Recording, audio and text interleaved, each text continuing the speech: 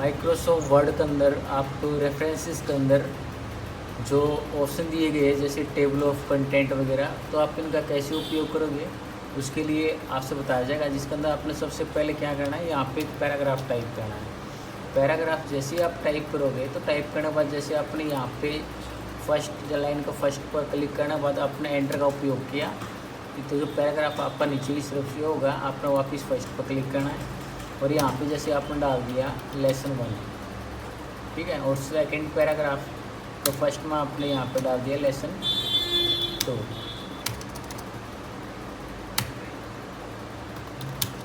Lesson 2, और फिर आप यहाँ पे डालोगे जैसे आपने डाल दिया इसके अंदर लेसन 3, और फिर आप यहाँ पे डालो लेसन 4। ये 4 लेसन डालने के बाद एंटर के जरिए आपने कुछ जगह बनानी यहाँ पे।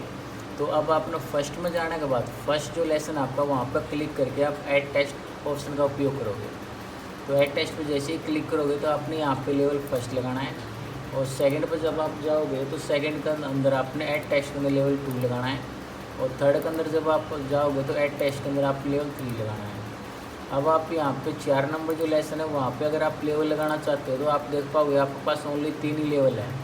तो जो 3 लेवल है आप यहाँ पे 4 के स्थान पर जो लेवल है वो आप यहाँ पे 1 रखो। 1 रखने के बाद आपने कर्सर वापस यहाँ पे नीचे रखने के बाद आप टेबल ऑफ कंटेंट के अंदर गए और फिर यहाँ पे ऑटोमेटिक टेबल 1 या 2 जो भी आप लेना चाहते हो उस पर क्लिक करो। तो आपके पास देखोगे जो कंटेंट है वो नीचे आ चुके हैं। 1 2 3 तो लेवल आपका सही है, जो एक के बाद एक है। तो ये 4 नंबर लेवल है ये आपका रॉन्ग दिया गया है।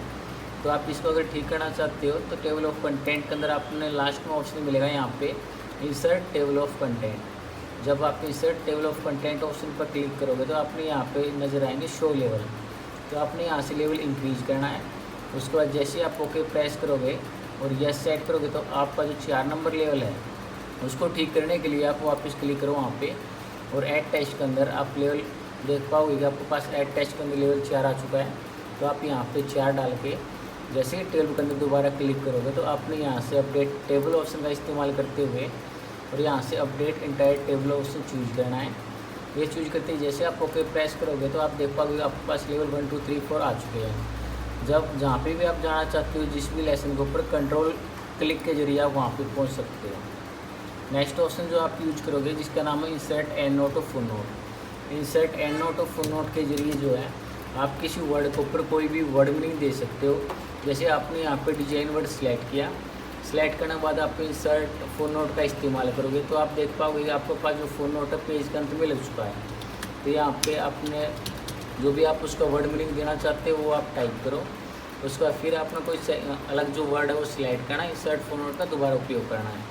फिर आप यहाँ पे वो डाल दो कुछ जैसे आपने जो भी डालना चाहते हो वो आप यहाँ पे डाल सकते हो। फिर आपने फिर कोई वर्ड सिलेक्ट करने के बाद अब की बार इंसर्ट एंड नोट का उपयोग करना है। जैसे ही इंसर्ट एंड नोट का उपयोग करोगे तो आप देख पाओगे कि पैराग्राफ के लास्ट में आपके पास जो है वे एंड नोट लग चुका है, जिसके अंदर आपने जो भी आप डालना चाहते हो वो मैटर आप यहाँ पे दर्शा सकते हो। फिर आपने ऐसे ही करते हुए एक और यहाँ से इंसर्ट करना है, ठीक है। ऐसे ही इंसर्ट करने के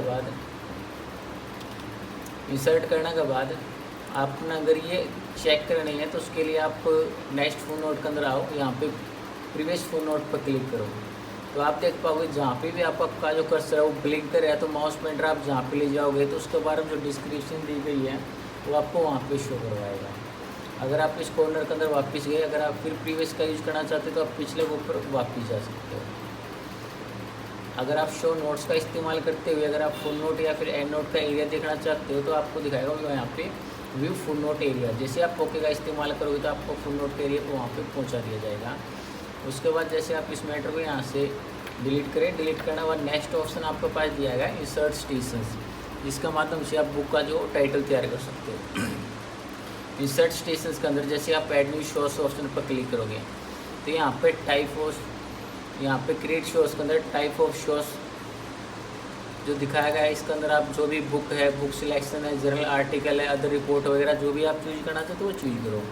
जैसे आपने ऑथर का नेम डाल दिया यहाँ पे, और नेम डालने के बाद जैसे आप करप्शन अगर सेट करोगे आपके पास यहाँ पे डाल दिया इसने की जैसे हिस्ट्री